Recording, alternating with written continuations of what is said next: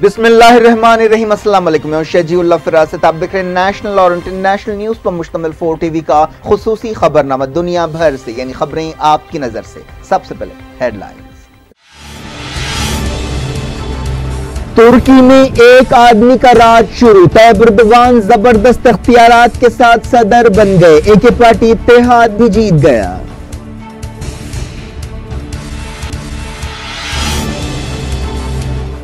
Opposition election से मुतमईन नहीं, लेकिन नतीजे कबूल कर लिए। कहा एक शख्स की हुक्मरानी खतरनाक है।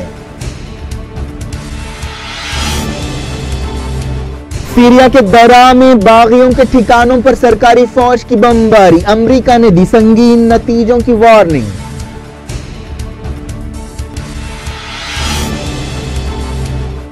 अल-हुसियों ने कहा सऊदी अरब की वजारत दिफा को निशाना बनाया। इत्तेहादी फौज ने बैलिस्टिक मिसाइलों को नाकाम बनाने का किया दावा।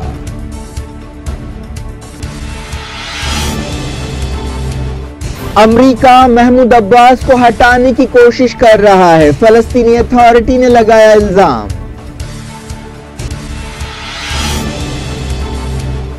प्रिंस विलियम्स का मिडल ईस्ट दौरा शुरू। मगरबी किनारे में महमूद अब्बास से मिलेंगे। इस्राइल नाराज।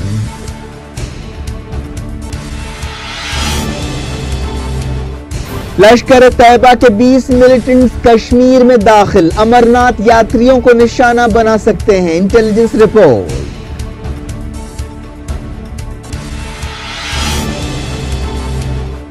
पार्लियामेंट का मॉनसून सेशन 18 जुलाई से शुरू होगा। इमरजेंसी के 43 साल पर अरुण जेटली ने इंदिरा गांधी का हिटलर से तकाबुल किया।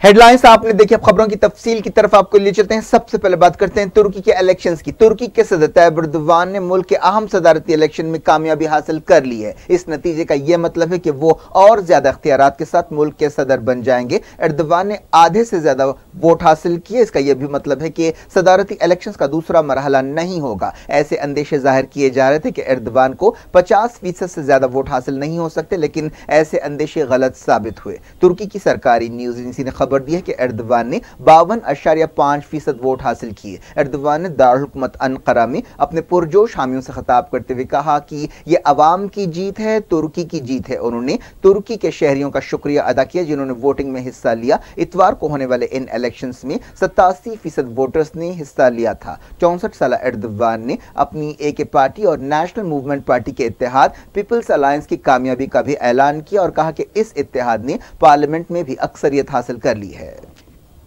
इतवार को सदर और नई पार्लियामेंट को चुनने के लिए एक साथ वोट डाले गए थे। तुर्की में एर्दोगान पिछले 15 साल से ज्यादा अरसे से वजीर आजम या सदर की हैसियत से इख्तिदार पर हैं। उन्होंने एक जबरदस्त रैली से खिताब किया जिसमें उनके हामियों ने तुर्की और AK पार्टी के झंडों और एर्दोगान की बड़ी बड़ी तस्वीरों के साथ हिस्सा लिया। पिछले साल तैयब एर्दोगान ने एक मुतनाज़ रेफरेंडम के जरिए मुल्क के सियासी निज़ाम को बदल दिया था। इस रेफरेंडम में मामूली फर्क से कामयाबी हासिल करते हुए वजीर आजम के ओहदे को बर्खास्त करने का फैसला किया गया था। तैयब एर्दोगान तुर्की के पहले एग्जीक्यूटिव प्रेसिडेंट होंगे। एर्दोगान के सबसे करीब तरीन हरीफ अपोजिशन रिपब्लिकन पार्टी के उम्मीदवार मुहर्रम इंस रहे जिन्होंने 30.6% वोट हासिल किए। कुर्दों की हामी डेमोक्रेटिक पार्टी के लीडर सलाउद्दीन देमतरास ने 8.4% और एक कौम परस्त नई पार्टी के उम्मीदवार मीराल एक्सीज ने 7.3% वोट हासिल किए। इस तरह तुर्की अमलन एक आदमी की हुक्मरानी के दौर में दाखिल हो गया है। ऐसा कहा जा रहा था कि रिपब्लिकन पार्टी के मुहर्रम इंस से तैयब एर्दोगान को सख्त चैलेंज का सामना होगा। खुद एर्दोगान ने यह बात मानी थी कि यह उनके करियर का सबसे बड़ा चैलेंज है। मुहर्रम इंस ने अपनी हार मान ली है, लेकिन इसके साथ साथ उन्होंने यह भी कहा कि इलेक्शन साफ सुथरे नहीं रहे। उन्होंने कहा कि सख्त सदारती निज़ाम और एक आदमी की हुक्मरानी बड़ी खतरनाक बात होगी। उन्होंने कहा कि एर्दोगान को सबका सदर होना चाहिए और 80 मिलियन लोगों की नुमाइंदगी करनी चाहिए। मुहर्रम इंस ने कहा कि वो उस वक्त तक जदोजहद करते रहेंगे जब तक तुर्की सबका तुर्की नहीं बन जाता। तमाम अपोजिशन पार्टियों ने इल्जाम लगाया है कि तुर्की की सरकारी न्यूज एजेंसी ने नतीजों के साथ उलटफेर किया है। पहले खास हलकों के नतीजे जारी किए गए, लेकिन हुकूमत ने इस इल्जाम को खारिज कर दिया है। गैर सरकारी नतीजे आ चुके हैं और कुछ दिनों में सरकारी नतीजे जारी किए जाएंगे। तुर्की के इलेक्शंस में 56 मिलियन से ज्यादा वोटर्स थे। ये इलेक्शंस 18 महीने पहले कराए गए। नए निजाम के तहत सदर एर्दोगान को वाइस प्रेसिडेंट्स, वजीरों, आला ओहदेदारों और जजों को मुकर्रर करने का इख्तियार मिल जाएगा। सदर पार्लियामेंट को डिसॉल्व कर सकते हैं, कोई भी हुक्म जारी कर सकते हैं और इमरजेंसी लगा सकते हैं। पार्लियामेंट इलेक्शंस में एर्दोगान की पार्टी ने 42.4% वोट हासिल किए। तुर्की में जुलाई 2016 के बाद से इमरजेंसी लगी हुई है। जुलाई 2016 में तुर्की के बाद सिपाहियों ने एर्दोगान के खिलाफ बगावत की कोशिश की थी। उस बगावत के बाद एर्दोगान हुकूमत ने सख्त क्रैकडाउन शुरू किया, जिसके तहत हजारों लोगों को गिरफ्तार किया गया और नौकरियों से निकाल दिया गया। मगरबी मुल्क और आलमी इंसानी हकूक तंजीमों ने इस क्रैकडाउन की मजम्मत की है, लेकिन तुर्की की हुकूमत का कहना है कि यह क्रैकडाउन बहुत जरूरी है और कानून के दायरे में किया जा रहा है।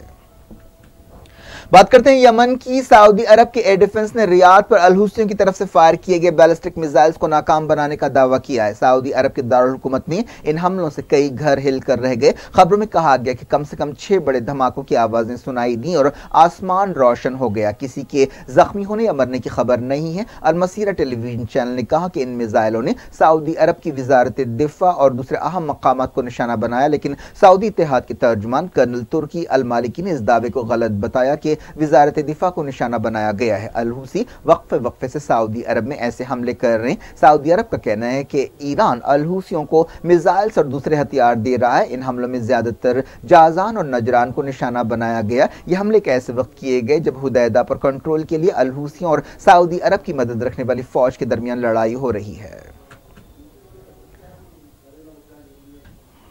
इस दौरान ईरान ने इंटरनेशनल कम्युनिटी से कहा है कि वो यमन में सऊदी अरब की तरफ से थोपी गई जंग को रोकने के लिए दखल अंदाजी करे। ईरान की वजारत खारजा के तर्जुमान बहराम कासमी ने तेहरान में मीडिया से बातचीत करते हुए कहा कि ईरान यूरोप और खित्ते के मुल्कों के साथ रब्त में है ताकि यमन के लिए इंसानी मदद भेजी जा सके। उन्होंने कहा कि दुनिया को यमन के लोगों की मुश्किलों का अंदाजा करना चाहिए और यूनाइटेड नेशंस को दबे कुचले लोगों के खिलाफ जारहियत को रोकने की कोशिश करनी चाहिए। हुदैदा को यमन की लाइफलाइन कहा जाता है, जिस पर सऊदी अरब और इत्तेहादी फोर्सेस ने जबरदस्त हमला किया है। बहराम कासमी ने कहा कि ईरान दबे कुचले लोगों की आवाज को उठाने की कोशिशें करता रहेगा। इस दौरान सऊदी मीडिया में कहा गया कि जिला वतन सदर अब्दुर्रब्बू मंसूर हादी की वफादार फौज ने सादा सूबे में एक अल हुसी लीडर और हिजबुल्लाह के 7 अरकान को गिरफ्तार कर लिया। बताया गया कि एक ऑपरेशन करते हुए इन लोगों को गिरफ्तार किया गया। बात करते हैं सीरिया बहरान की। सीरिया की फौज ने दरा इलाके में बागियों के ठिकानों पर बमबारी की। तकरीबन 1 साल में यह इस तरह की पहली कार्रवाई है। यह इलाका काफी हसास है जो इसराइल और जॉर्डन की सरहद के करीब है। अमेरिका, जॉर्डन, सीरिया और उसके इत्तेहादी रशिया ने एक समझौता किया था जिसके तहत उसे सेफ जोन करार दिया गया था, लेकिन हालिया अरसे में बशर अल असद की हुकूमत ने इस इलाके से मिलिटेंट्स को निकाल बाहर करने का फैसला किया। अमेरिका ने सदर बशर अल असद और उनके इत्तेहादी रशिया को वार्निंग दी है कि इस समझौते की खिलाफ वर्जी का सख्त जवाब दिया जाएगा। इस दौरान रशिया के नायब वज़ीर ख़ारजा मिखाइल बोगदानोव के हवाले से एक न्यूज एजेंसी ने कहा कि रशियन ओहदेदार इस बारे में अमेरिका के national security adviser John Bolton और जॉर्डन के ओहदेदारों के साथ बातचीत कर रहे हैं। सीरिया की सरकारी फौज ने गौता में मिलिटेंट्स का सफाया करने के बाद इस इलाके की तरफ तवज्जो की है। इस दौरान जॉर्डन के वज़ीर ख़ारजा ने कहा कि हम चाहते हैं कि सेफ जोन से मुताल्लिक़ समझौते की इज्जत की जाए। सीरियन फौज के एक इत्तेहादी कमांडर ने कहा है कि उन्होंने इसराइल के एक ड्रोन को निशाना बनाया है जो गोलान पहाड़ियों के करीब सरकारी फौज के ऑपरेशंस की जासूसी कर रहा था। इसराइली फौज ने भी कहा कि उसने सीरिया के अंदर से आने वाले एक ड्रोन को निशाना बनाने के लिए एंटी एयरक्राफ्ट मिसाइल इस्तेमाल किया। सीरिया की फौज इन दिनों सरहदी सूबे कोनेत्रा में मिलिटेंट्स के खिलाफ ऑपरेशन कर रही है, जिससे अमेरिका और इसराइल नाराज है। सीरिया के सदर बशर अल असद ने कहा है कि अमेरिका केमिकल हथियारों के मसले को बहाना बनाकर सीरियन फौज पर हमले की कोशिश कर रहा है। बशर अल असद ने रशिया के एक टीवी चैनल से बातचीत करते हुए कहा कि हमने 2013 के बाद से कभी भी केमिकल हथियार नहीं रखे और इन हथियारों को पूरी तरह से जाया कर दिया गया।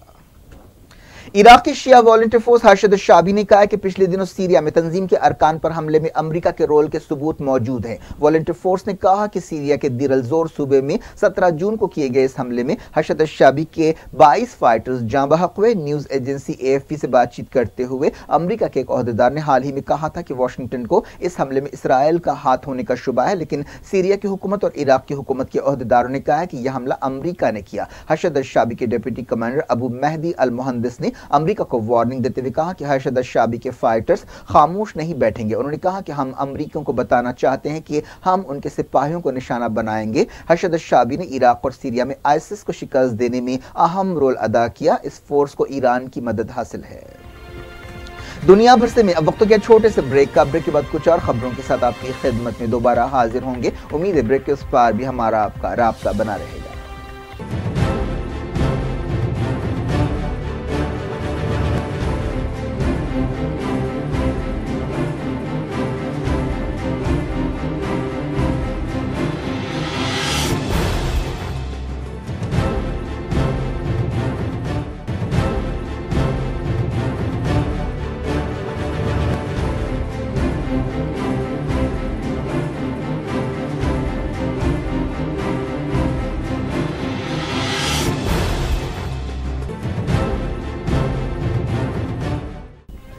Welcome back. आप देख रहे हैं अपना पसंदीदा खबरनामा दुनिया भर से और मैं हूं शजीउल्लाह फिरास। इस खबरनामे में हम आपके लिए लाते हैं दुनिया के गोशे गोशे से आप ही की पसंद और दिलचस्पी की खबरें। आगे बढ़ने से पहले हेडलाइंस एक बार कर लें। तुर्की में एक आदमी का राज शुरू। तैयब एर्दोगान जबरदस्त इख्तियारात के साथ सदर बन गए। AK पार्टी इत्तेहाद भी जीत गया।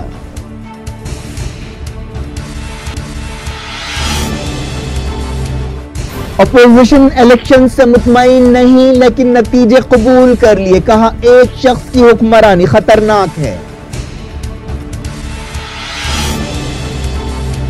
सीरिया के दरा में बागियों के ठिकानों पर सरकारी फौज की बमबारी। अमेरिका ने दी संगीन नतीजों की वार्निंग।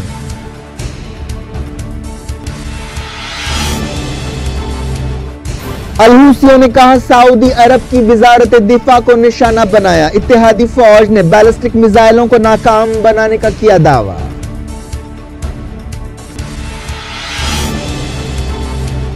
अमेरिका महमूद अब्बास को हटाने की कोशिश कर रहा है। फलस्तीनी अथॉरिटी ने लगाया इल्जाम।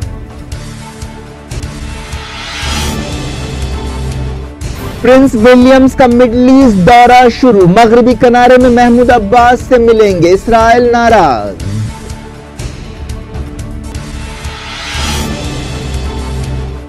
लश्कर तैयबा के 20 मिलिटेंट्स कश्मीर में दाखिल। अमरनाथ यात्रियों को निशाना बना सकते हैं, intelligence report.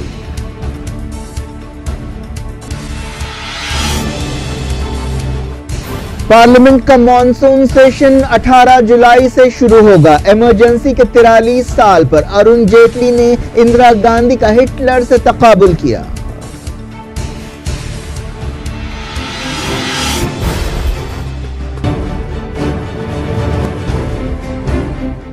Direct international news के सिलसिले को सबसे पहले बात करते हैं फलस्तीन की। फलस्तीन के एक सीनियर ओहदेदार ने कहा है कि अमेरिका फलस्तीनी अथॉरिटी के सदर महमूद अब्बास और उनकी हुकूमत को गिराने की कोशिश कर रहा है। आलमी फोरम्स में फलस्तीनियों की तरफ से बातचीत में हिस्सा लेने वाले आला ओहदेदार साहिब बरकात ने यह बात कही। उनका यह बयान एक ऐसे वक्त सामने आया है जब हाल ही में अमेरिका के सदर डोनाल्ड ट्रंप के दामाद और एडवाइजर जैरेड कुशनर और मिडल ईस्ट से मुताल्लिक अमेरिका के नुमाइंदे जैसन ग्रैंडब्लैट ने इजिप्ट, कतर और सऊदी अरब का दौरा किया। उन्होंने क्राउन प्रिंस मोहम्मद बिन सलमान से भी मुलाकातें की और इसराइल और फलस्तीनियों के दरमियान अमन मंसूबे के बारे में बातचीत की। साहिब बरकात ने रामल्ला में मीडिया से बातचीत करते हुए कहा कि अमेरिका फलस्तीनियों पर एक हल थोपने की कोशिश कर रहा है और वो फलस्तीन में हुकूमत बदलने की भी कोशिश कर रहा है, क्योंकि महमूद अब्बास की सदारत में फलस्तीनी लीडरशिप आलमी कानून की बुनियाद पर एक हकीकी अमन मंसूबा चाहती है। महमूद अब्बास ने पिछले साल दिसंबर में अल-कुद्स या यरूशलेम को इसराइल का दारुल हुकूमत कबूल करने के अमेरिका के फैसले के बाद अमेरिका के साथ ताल्लुकात तोड़ लिया। उनका कहना है कि वो मुस्तकबिल में किसी भी अमन कोशिश में अमेरिका को मुसालहतकार की हैसियत से कबूल नहीं कर सकते, क्योंकि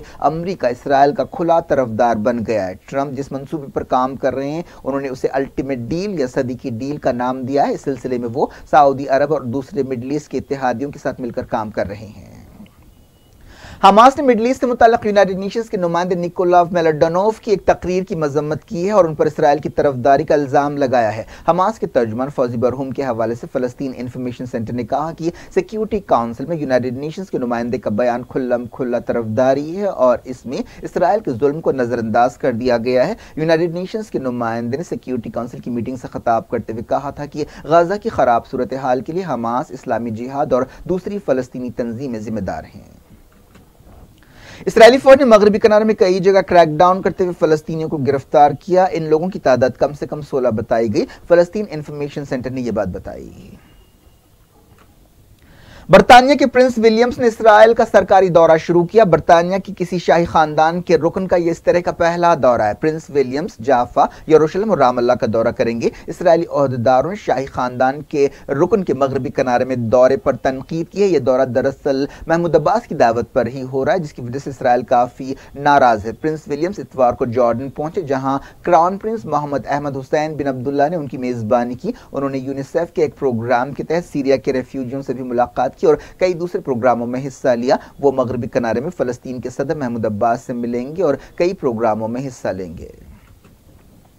इसराइली मीडिया में कहा गया कि इसराइली वज़ीर-ए-आज़म बेंजामिन नेतन्याहू और इसराइल के ट्रांसपोर्ट मिनिस्टर ने एक मंसूबे पर काम करने से इत्तेफाक किया है, जिसके तहत इसराइल को सऊदी अरब से ट्रेन के जरिए जोड़ा जाएगा। हाल ही में सऊदी अरब के क्राउन प्रिंस मोहम्मद बिन सलमान ने जॉर्डन में बेंजामिन नेतन्याहू के साथ खुफिया मुलाकातें की थी, ऐसा इसराइली मीडिया में दावा किया गया। इस मंसूबे के तहत हैफा को जॉर्डन के रेल नेटवर्क से जोड़ा जाएगा और फिर उसे सऊदी अरब और दूसरे अरब मुल्कों तक फैलाया जाएगा। नेतन्याहू ने ओहदेदारों को हिदायत दी कि वो अमरीका, यूरोपीय यूनियन, मिडल ईस्ट और एशिया के दूसरे मुल्कों के साथ मिलकर इस मंसूबे पर काम शुरू करें। नेतन्याहू ने हाल ही में कहा था कि अरब दुनिया के साथ इसराइल के ताल्लुकात अब तक की सबसे बेहतरीन सतह पर पहुंच गए हैं, जिसकी वजह ईरान के साथ दोनों ग्रुपों के अख्तिलाफात और दूसरे मसाइल हैं। सऊदी अरब में औरतों की ड्राइविंग पर पाबंदी हटाए जाने के पहले ही दिन एक हादसा हो गया, लेकिन इस हादसे में कोई जानी नुकसान नहीं हुआ। सऊदी अरब में कई साल बाद औरतों की ड्राइविंग पर पाबंदी हटाई गई। इतवार को अब्दुल अजीज रोड पर एक औरत गाड़ी चलाते हुए हादसे का शिकार हो गई। इस हादसे के बाद का वीडियो फुटेज सामने आया है, जिसमें देखा जा सकता है कि गाड़ी का अगला हिस्सा जमीन की तरफ और पिछला हिस्सा हवा में लटका हुआ है। औरतों को ड्राइविंग की इजाजत देने के बाद जगह जगह पुलिस को तैनात किया गया और सड़कों पर पेट्रोलिंग तेज कर दी गई। इस दौरान ड्राइविंग पर पाबंदी खत्म होने के मौके पर सऊदी अरब की औरतों में काफी जोशो खरोश देखा जा रहा है। कई मुल्कों ने इस फैसले पर खुशी का इजहार किया। अफ्रीका के मुल्क नाइजीरिया में पिछले कुछ दिनों में किसानों और मवेशी चराने वालों के दरमियान झड़पों में 86 लोग हलाक हो गए। ये एक तरह का फिरके वाराना फसाद है। झड़पों में शामिल लोगों का ताल्लुक अलग अलग ग्रुपों से है।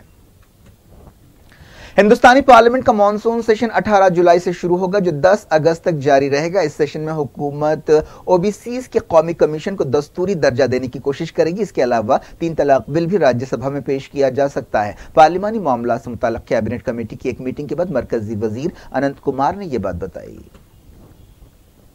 मरकजी वजीर अरुण जेटली ने आंझानी वजीर आजम इंदिरा गांधी का तकाबुल नाजी लीडर एडोल्फ हिटलर से किया और कहा कि दोनों ने जमहूरियत को डिक्टेटरशिप में बदलने के लिए दस्तूर का इस्तेमाल किया। उन्होंने इंदिरा गांधी की तरफ से लगाई गई इमरजेंसी का हवाला देते हुए यह बात कही। जेटली ने मुल्क में इमरजेंसी के 43 साल पूरे होने के मौके पर अपने ब्लॉग पर यह बात कही।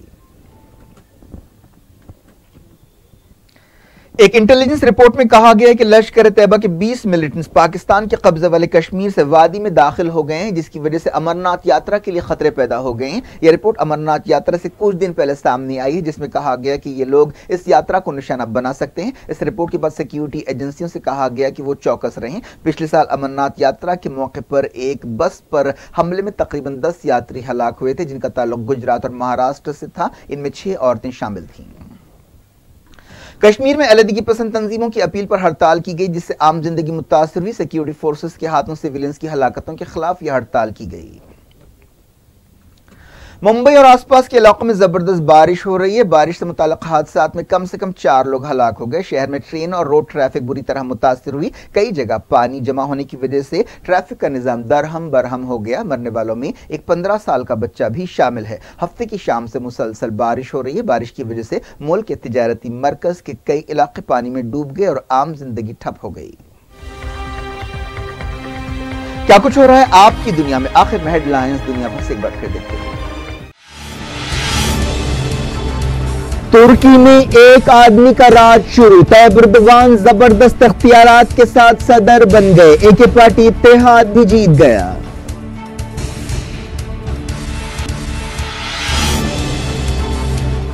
अपोजिशन इलेक्शन से मुतमईन नहीं, लेकिन नतीजे कबूल कर लिए। कहा एक शख्स की हुक्मरानी खतरनाक है। सीरिया के दरा में बागियों के ठिकानों पर सरकारी फौज की बमबारी। अमेरिका ने दी संगीन नतीजों की वार्निंग।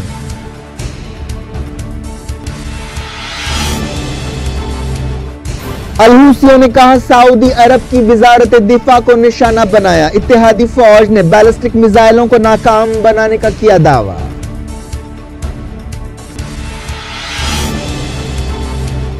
अमेरिका महमूद अब्बास को हटाने की कोशिश कर रहा है। फलस्तीनी अथॉरिटी ने लगाया इल्जाम।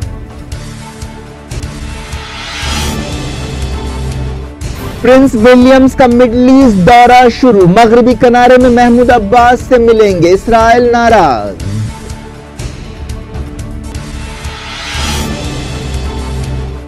लश्कर तैयबा के 20 मिलिटेंट्स कश्मीर में दाखिल। अमरनाथ यात्रियों को निशाना बना सकते हैं, इंटेलिजेंस रिपोर्ट।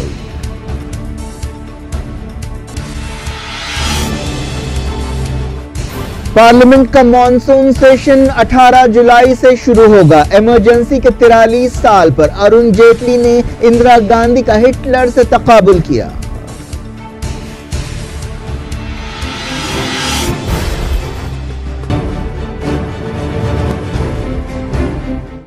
ये थी आज की खबरें। हम शजीउल्लाह फरासत को दें इजाजत और अपना बेहद ख्याल रखें। अल्लाह हाफ़िज़।